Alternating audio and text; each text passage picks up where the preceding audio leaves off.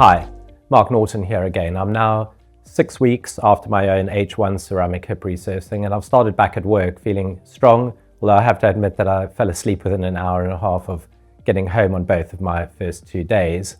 It's funny how quickly you lose your work fitness and how much subconscious concentration it takes to do the job that we do. So in this episode, we're talking about the first few days after surgery, the time that I think worries people the most. So these first few days can feel quite strange and uncomfortable, but they're actually quite predictable and very manageable if you know what the range of normal is to expect and why these things happen. So from my own experience and from seeing thousands of patients over the years, the people who understand what's normal and what to do about it have a much easier ride. They get themselves going quicker and experience less pain than those who are unprepared. I think I managed these first 3 days quite well, and I'm going to show you exactly what I did. So the first thing to know is that everything you feel in these early days is completely normal and temporary. The nurses and the staff will recognize if there's anything abnormal going on and let you know about it. The spinal anesthetic, the surgery itself, the blood loss, the drugs you get given, they all combine to slow your body's systems down whilst they're then prepared to heal from the surgery. So firstly, we'll go through pain management, and that pain management's the very first thing. I think this is something which many patients fear. How bad will the pain be after surgery? So modern methods use multiple types of pain relief, a combination of different types of drugs and methods rather than relying just on strong opioids like morphine. These include even having painkiller injections into the hip at the time of surgery. So this approach, which is recommended by NICE and enhanced recovery programs, significantly reduces the amount of morphine type medication you need, which in turn reduces side effects like drowsiness, constipation, and nausea. Initially, the spinal anesthetic keeps things completely comfortable for quite a number of hours after you get back to your room. Your legs are initially completely numb and feel very heavy. There's no pain at all. The effect wears off from your toes upwards, and once you can wiggle your toes, it's about 3 hours more until you can feel and move your hip. And even when you can move your legs, it's common to still have skin numbness, which continues to keep things quite comfortable. So the first few hours, you don't usually need any additional pain relief at all. Once you start to feel discomfort from the hip, then it's time to ring your call bell and get some pain relief from your nurse. And the ward nurses are expert at judging the type and the intensity of pain as you describe it, and then getting you the appropriate type of pain relief. So on the day of my surgery, I used a combination of low-dose opioid-based painkiller, which was oxycodone at the hospital that I was at, as my main pain relief, and this was then topped up with paracetamol and ibuprofen, which is anti-inflammatory.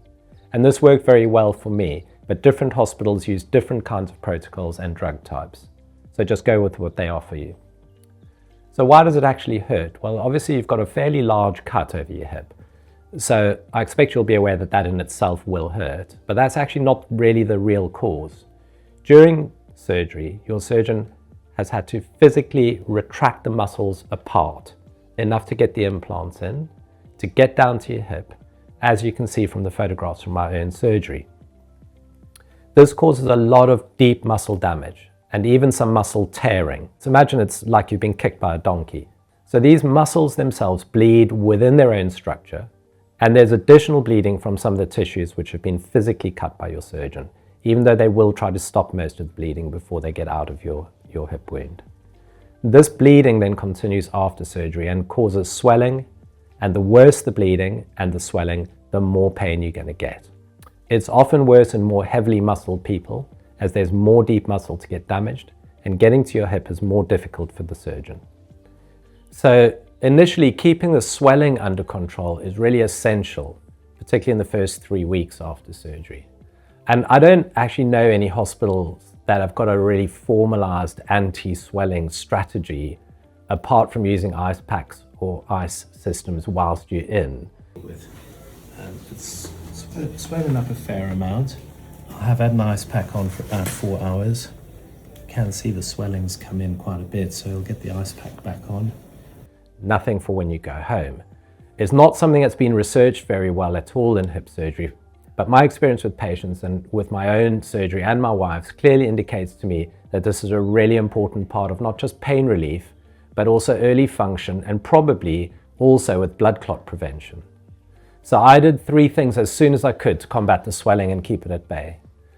Firstly, I got my long leg sports compression boots on as soon as the ward team allowed me to. These are the pneumatic leg pumps I showed you when I was packing. So they're very commonly used by sportsmen and sportswomen after heavy training sessions or races. And I put them on for 30 minutes every time after I'd got up and moved. I then got the hip ice pack on straight away after the compression was done. And that compression had squeezed the swelling from my legs and my hips. And I left that on until it had completely cooled down. Warmed up.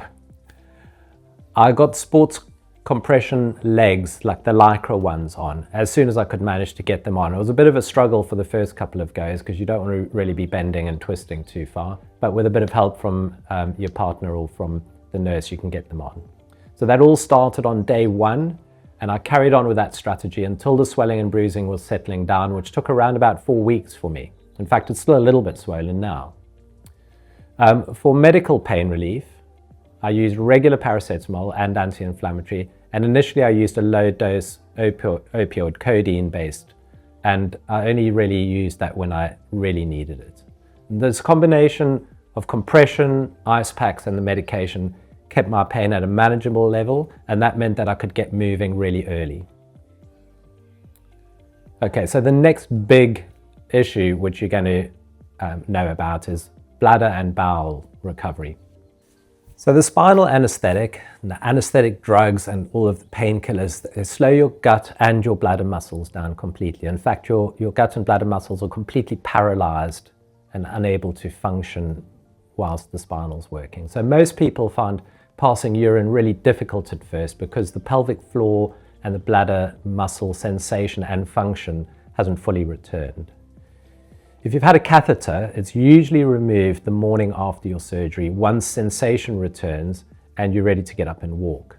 But your bladder muscles won't function normally until after your entire genital area has regained full normal sensation, and nobody's really going to ask you about that. So if you're still a bit numb in that area, you won't be able to pass urine normally, and you have to use your abdominal muscles to squeeze down to have a wee.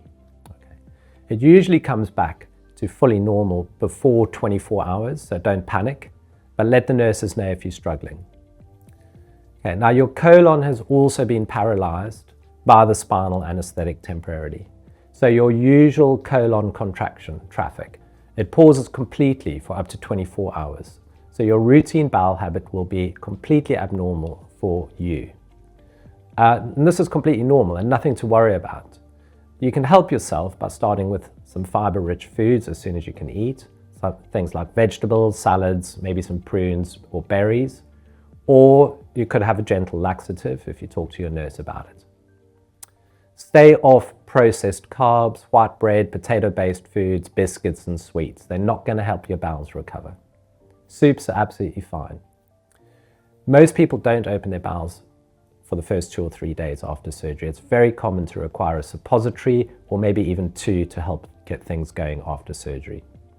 Walking is the best stimulation to get your bowels functioning, and I found that once I was up and moving, things started working fairly normally again within about 48 hours.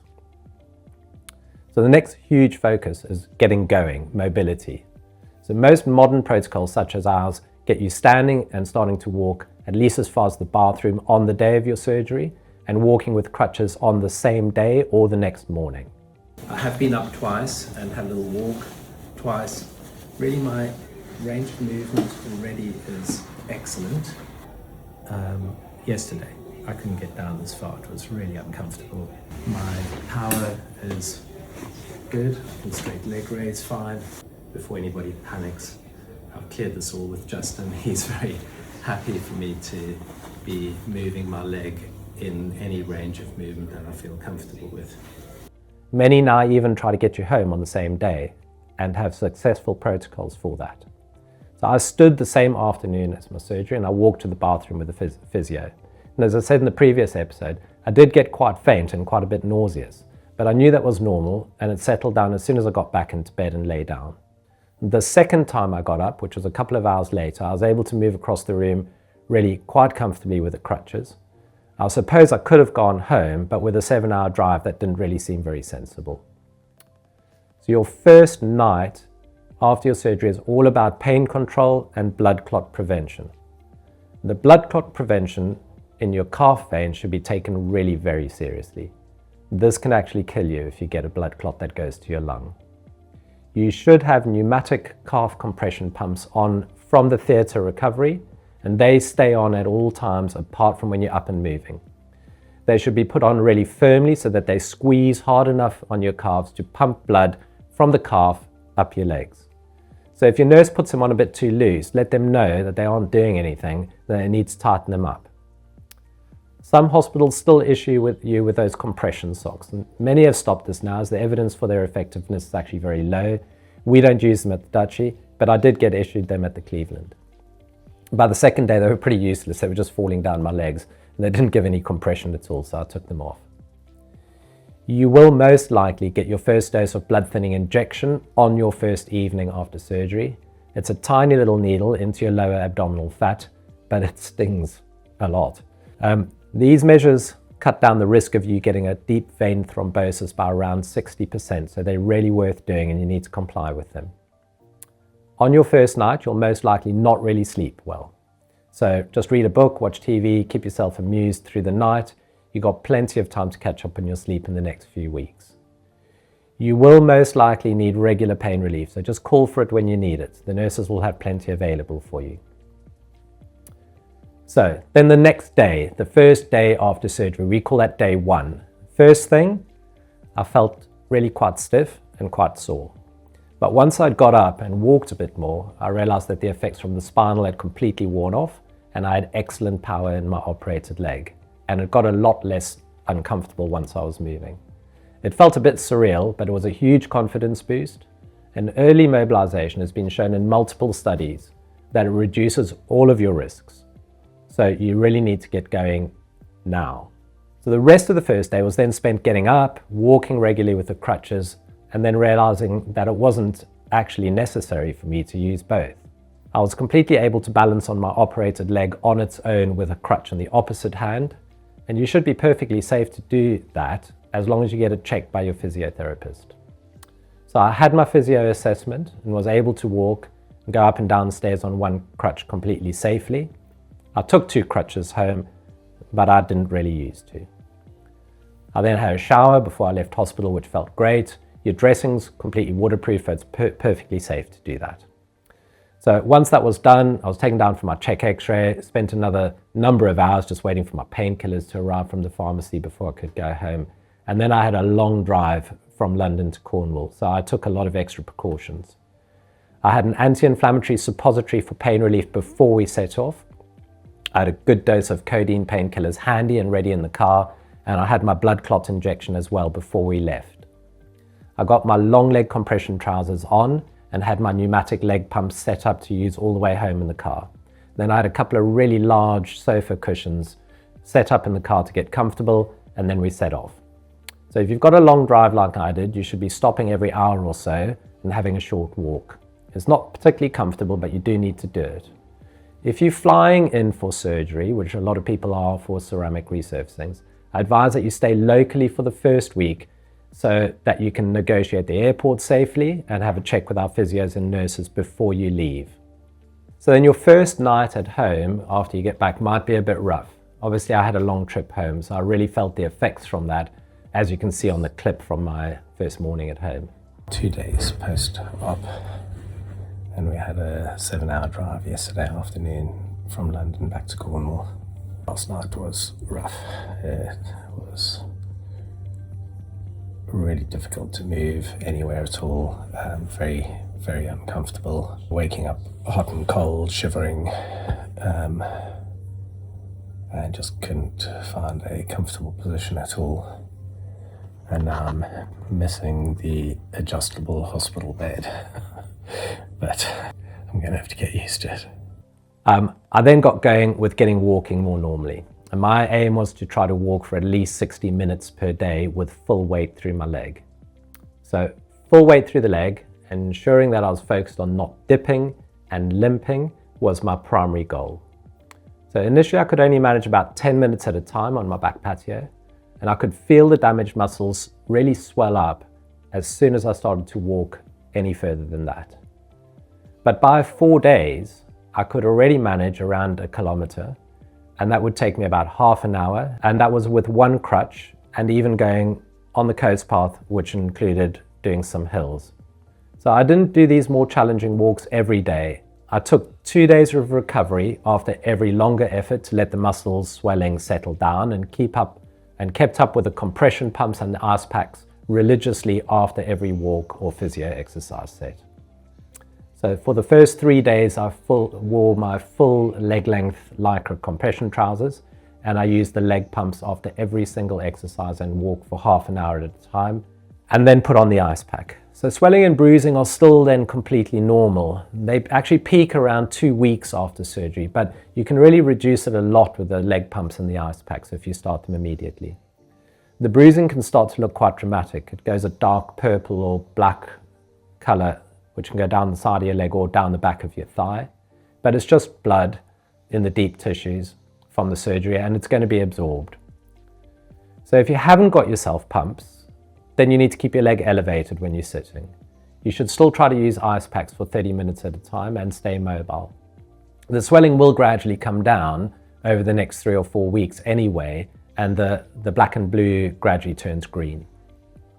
Once you've got through the first 4 days, you should then be starting to increase your walking time and distance and be thinking about whether you really need your walking aids if you're still on them.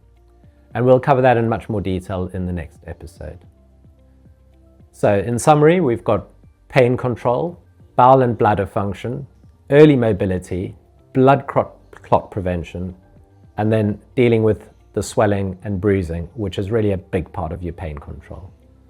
So I managed with those steps which I've described. It was a relatively simple but very disciplined step-by-step guide to do this. The first 3 days are definitely the hardest, but once you're through them, improvement starts to become a bit more steady, as long as you've got a system like I'll cover in the next time. Okay, so the next episode will be about then getting walking more properly from crutches to one stick and then off the sticks completely.